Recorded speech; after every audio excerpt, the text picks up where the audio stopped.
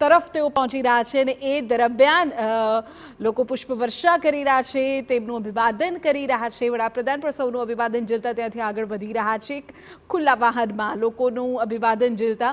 બીજી તરફ સુરતમાં કે જ્યાં હજુ તો સેલવાસના કાર્યક્રમની પૂર્ણાહુતિ થઈ પણ નથી, એ પહેલાં જ લોકો રસ્તાઓ પર ઊભા રહી ગયા છે. જે રૂટ પરથી વડાપ્રધાન જવાના છે ત્યાં પહેલેથી જ અત્યારે લોકો તેમને આવકારવા માટે પહોંચી ગયા છે. તો આ આખું જે વડાપ્રધાનનો જે કાર્યક્રમ છે તે અત્યારે સેલવાસમાં છે અને ત્યારબાદ સાંજે સુરત અને આવતીકાલે નવસારીમાં કાર્યક્રમ રહેવાનો છે. કિંજલ જોડાયેલા છે આપણી સાથે. કિંજલ, જરા લોકો સાથે વાત કરો કે કેટલો ઉત્સાહ છે, કારણ કે જો એક તરફ અમે જે સેલવાસના દ્રશ્યો જોઈ રહ્યા છીએ ત્યાં હજુ વડાપ્રધાન મંચ તરફ પહોંચી રહ્યા છે અને હજુ સુરત પહોંચવાને ઘણી વાર છે, છતાં પણ સુરતીઓ થાક્યા લાગતા નથી.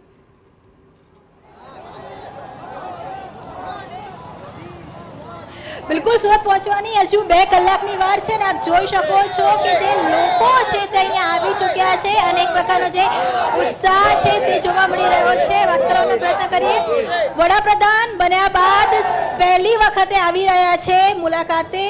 સુરતની જનતા કેટલી આતુર છે વડાપ્રધાનને આવકારવા માટે? વધારેમાં વધારે આતુર છે. ફર્સ્ટ નંબર સુરતમાં આવી રહેલા છે અત્યાર સુધીમાં ને બધાને લાગણી છે કે બધા દૂર દૂરથી લોકો જોવા આવી રહેલા છે. તમે ક્યાંથી આવ્યા છો? હું ડિંડોલીથી આવ્યો છું. મોદી સાહેબની રાહ જોઉં છું. હું બહુ બધા દિવસથી રાહ જોઉં છું કે એકવાર મોદી સાહેબને નજરથી જોઉં છું. બહુ સારું છે. કેટલીક મહિલાઓ પણ આવી છે અને વાત કરવાનો પ્રયત્ન છે તે પણ થઈ રહ્યો છે. ક્યાંથી આવ્યા છો?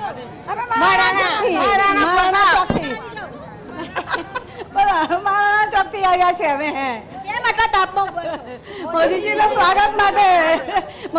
સ્વાગત માટે ઉભા છે.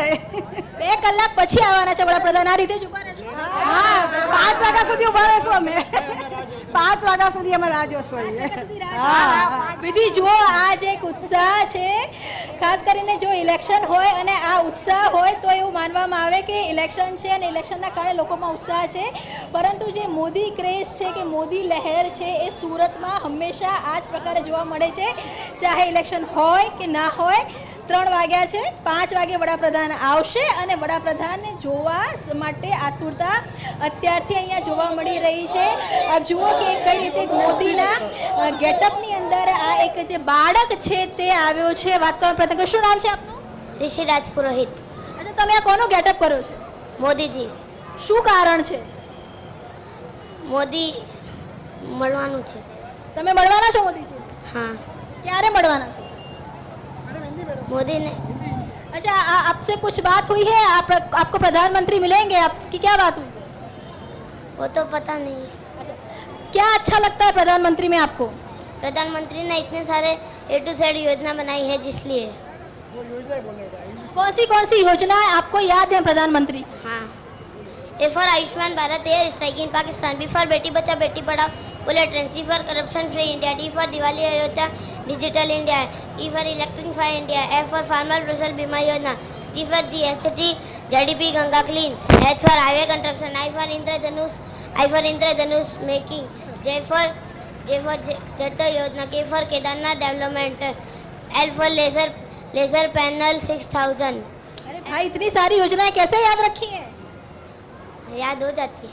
किसने याद करवाई? मम्मी और मासी ने. मम्मी और मासी ने याद करवाई. आपको क्या लगता है कितना जरूरी है प्रधानमंत्री का, नरेंद्र मोदी का प्रधानमंत्री रहना? बहुत जरूरी है.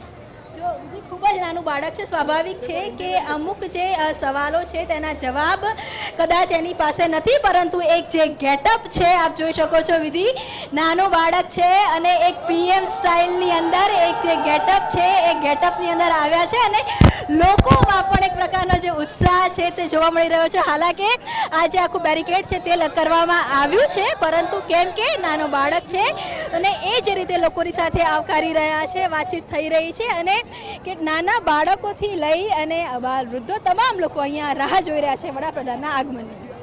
કિંજલ, આગળ પણ આપની સાથે જોડાઈએ છીએ. તો સુરતમાં અત્યારથી જ ઉત્સાહ છે અને સેલવાસમાં અત્યારે વડાપ્રધાનની હાજરી છે. થોડી વાર બાદ સેલવાસમાં વડાપ્રધાનનું સંબોધન અને ત્યારબાદ લગભગ 5 વાગ્યા આસપાસ તેઓ પહોંચી જશે સુરત.